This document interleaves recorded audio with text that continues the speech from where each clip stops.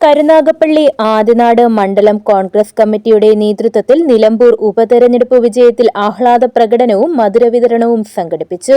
Ochira block Congress president BS Vinod, മണ്ഡലം president KM നൌഷാദിന് മധുരം നൽകി ഉദ്ഘാടനം നിർവഹിച്ചു. ഇന്ന് കേരളത്തിലെ ജനാധിപത്യ വിശ്വാസികൾ വളരെ ആഹ്ലാദത്തിലാണ്. നിലമ്പൂർ ഉപതെരഞ്ഞെടുപ്പിൽ വലിയ ഭൂരിപക്ഷത്തിൽ UDFന്റെ സ്ഥാനാർത്ഥി ആര്യാടൻ ഷൗക്കത്ത് വിജയിച്ചിരിക്കുന്നു. പിണറായി സർക്കാരിൻ്റെ അഴിമതിക്കും ധാർഷ്ട്യത്തിനും അഹങ്കാരത്തിനുമെതിരെ ജനങ്ങളുടെ ഇതൊരു വിധിയെഴുത്താണ് എന്നുള്ള കാര്യത്തിൽ യാതൊരു സംശയമില്ല.